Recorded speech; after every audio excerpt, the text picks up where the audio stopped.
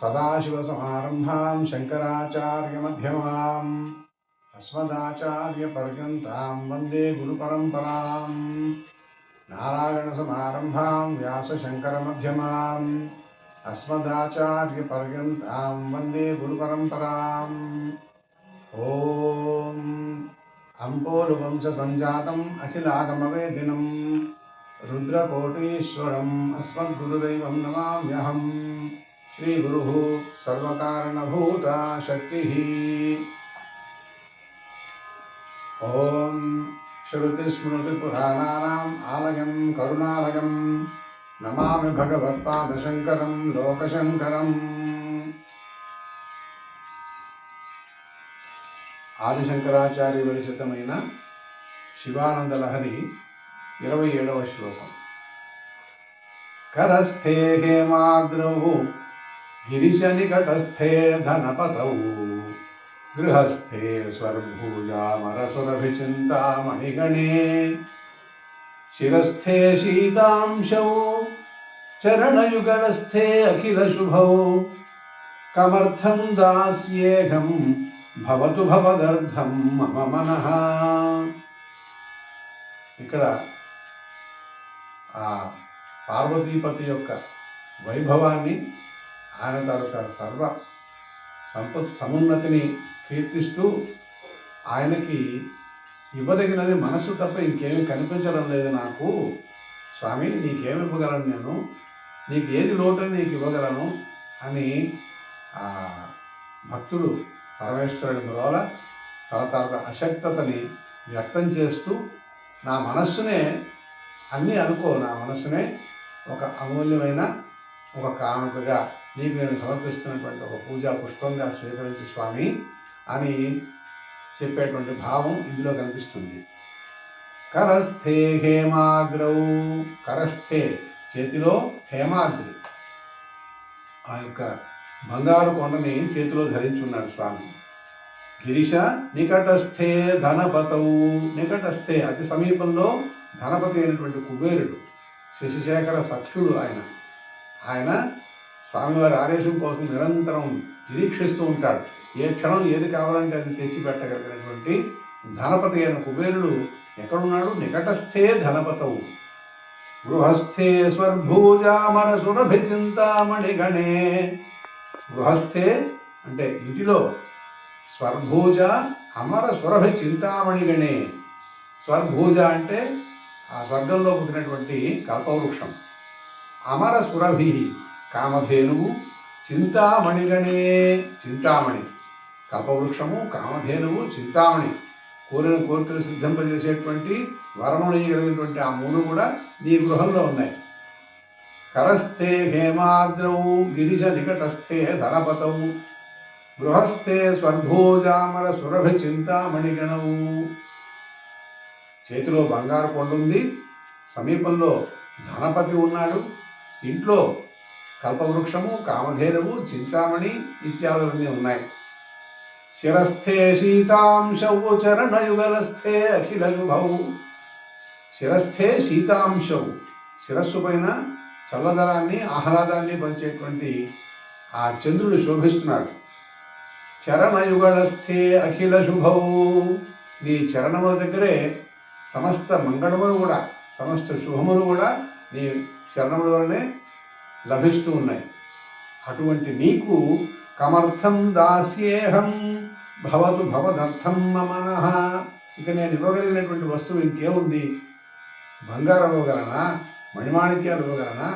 ఏది కోరితే అది ఇచ్చేటువంటి కల్పవృక్షము, కామధేనువు, చింతామణి కూడా నీ దగ్గరే ఉంటే, నీ పాదాల దగ్గరే సకల శుభములు ఉంటే, నీ శిరస్సు పైన సమస్త ప్రపంచానికి ఆహ్లాదాన్ని పంచే ఆ చంద్రుడు ఉంటే, ఇంకా నేను నీకు ఇవ్వదగినది ఏముంది స్వామి?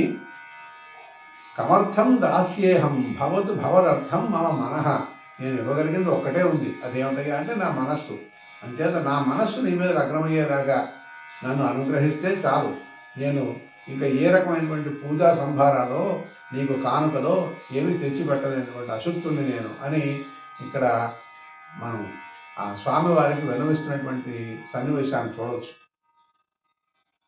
కరస్థే హేమాద్రవు, స్వామి యొక్క కరమునందు చేతిలో హేమాద్రి అంటే బంగారపు కొండ ఉంది. ఎప్పుడు త్రిపురాసుల సంహారంలో ఆ యొక్క హేమాద్రిని కనకనగాన్ని కోదండంగా ధరించాడు స్వామి. అదే చెప్తూ ఆ సమన్వయ సరస్వతి బిరుదాంకితులు సామవేదం వారు ఒక కీర్తన చేస్తారు శివపదంలో. కనకనగ కోదండధారి ఘన మహాదేవ త్రిపురారి మహిత పృథ్వీరధిక మాయా విదారి పాహి అని ప్రార్థింతు పాపాపహారి కనకనగ కోదండధారి ఘన మహాదేవ త్రిపురారి అని శివపదంలో ప్రస్తుతించారు సామవేద షణ్ముఖ శర్మ గారు. కనకనగ కోదండధారి, చేతిలో కనకనగాన్ని కోదండంగా ధరించాడు త్రిపురాసుర సంహారం కోసం. ఆయనకి మహిత పృథ్వీరధిక మాయావిదారి, పృథ్వీనే రథంగా ధరించి ఆ త్రిపురాసుర సంహారంలో స్వామి వెళ్ళినటువంటి వైభవాన్ని కీర్తిస్తూ చెప్పిన మాట. అటువంటి కనకనగం ఆయనకు కోదండంగా చేతిలో ఉన్నది. అంతేకాదు ఇంకా నికటస్థే ధనపతవు, నికటస్థే సమీపంలోనే ఆయన ఆజ్ఞానువర్తే ఉంటున్నాడు. ఎవడు? ఆ ధనపతి అయినటువంటి కుబేరుడు. ఆయన ఎవరు అంటే శరచంద్రగాత్రం గణానంద పాత్రం త్రినేత్రం పవిత్రం ధనేశస్య మిత్రం. ధనేశుడైనటువంటి ఆ కుబేరుడు స్వామివారికి మిత్రుడు. ఆయన నికటస్థే దగ్గరగానే ఉన్నాడు. ఎప్పుడు స్వామి ఏది కావాలంటే అది తెచ్చి పెట్టడానికి సిద్ధంగా ఉన్నాడు. సకల నిధులకి అధిపతి అయినటువంటి ఆ కుబేరుడు అక్కడే ఉన్నాడు. నమో అలకాధినాథాయ ధనాధిపతగే నమః శశిశేఖర సఖ్యాయ జగతాంభూతిహేతవే. ప్రపంచంలో ఏ ఐశ్వర్యం కావాలన్నా తెచ్చిపెట్టగలిగినటువంటి సమర్థుడు ఆయన. అలకాపురికి అధిపతి అయినటువంటి ఆ కుబేరుడు శశిశేఖర సఖ్యాయ, శశిశేఖరుడైనటువంటి స్వామివారికి నేస్తం. అంచేత ఆయన నేస్తంగా ధనపతి ఉన్నాడు. తర్వాత గృహస్థే స్వర్భూజామర సురభి చింతామణి గణే. గృహమునందు స్వర్భూజ అంటే కల్పవృక్షము, అమర సురభి అంటే కామధేనువు, చింతామణి గణే కోరిన కోరికలు తీర్చేటువంటి చింతామణి కల్పవృక్షము కామధేనువు కూడా ఆయన గృహంలోనే ఉన్నాయి, పరమేశ్వరుని యొక్క గృహంలోనే ఉన్నాయి. అంటే ఏది ఇష్టార్థసిద్ధిని కలిగించేటువంటి వస్తువులు అమూల్యమైనటువంటివన్నీ కూడా ఆయన సమీపంలోనే ఉన్నాయి. అందుకే అంటారు శివుని శరమపై కాసిన్ని నీళ్లు జల్లి పత్రి నిసుమంత నివ్వాడు పారవైచు కామధేను వానింటి గాడి పశువు అల్ల సురశాఖ వానింటి మల్లె చెట్టు అంటారు. ఆ పరమేశ్వరునికి ప్రీతిగా ఇంత జలాన్ని ఆయన శిరస్సు మీద అభిషేకం చేసినా లేదా ఇంత పత్రి ఆయన శిరస్సు మీద వేసినా చాలు. అల్లా సురశాఖ వానింటి మల్లె చెట్టు. సురశాఖ అనగా ఆ కల్పవృక్షం అనేది అటువంటి భక్తుని యొక్క ఇంటి ముందర నిలబడేటువంటి మల్లె చెట్టు లాంటిది. ఇంటి ముందర మల్లె చెట్టు ఉంటే ఆ సుగంధాన్ని అప్రయత్నంగా అందరూ ఆస్వాదించేటువంటి అవకాశం ఉంటుంది కదా, అంత సులభ సాధ్యుడు ఆయన. అంతేకాదు కామధేనువు వానింటి గాడి పశువు. కామధేనువు కోరిన కోరికలు తీర్చేటువంటి కామధేనువు తన దొడ్లో కట్టుకునేటువంటి కాడి పశువుతో సమానంగా తనకు వశవర్తి అయి, అటువంటి భక్తుడికి వశవర్తి అయి ఉంటుంది అంటున్నారు. అంటే ఏది కావాలంటే అది ఇవ్వగలిగినటువంటి ఆ మహామహిమానుటువంటి ఆ పార్వతీపతి అనుగ్రహం అంత గొప్పది అని చెప్తున్నాడు. మరి అటువంటి అంత మహత్తరమైనటువంటి సంపదలకి కూడా స్థానమైనటువంటి ఆ పరమేశ్వరుడికి ఇవ్వదగినది ఏముంటుంది? కమర్థం దాస్యేహం భవతు భవదర్థం మనమనః. అంచేత ఇంక నేను ఇవ్వగలిగింది ఏమి కనిపించలేదు స్వామి, అందుచేత నా మనస్సునే నీకు సమర్పిస్తూ ఉన్నాను అని ఇక్కడ పరమేశ్వరుని మురాల నిలిచి భక్తుడు అనేవాడు ఆయన యొక్క మహిమని, ఆయన యొక్క సర్వ సంపత్ స్వరూపాన్ని అర్థం చేసుకొని ఆయనకు మనం పెట్టగలిగింది ఏమీ లేదు అనేటువంటి భావాన్ని గుర్తించి మన మనస్సుని మనస్ఫూర్తిగా స్వామి పాదాల చెంత ఉంచాలి అని చెప్పేటువంటి భావం ఇందులో మనకు వ్యక్తం చేస్తున్నారు. ఇదే విషయాన్ని బలిజాపల్లి లక్ష్మీకాంత కవి గారు చక్కగా ఒక తెలుగు పద్యం రూపంలో అందించారు ఈ శ్లోక భావాన్ని.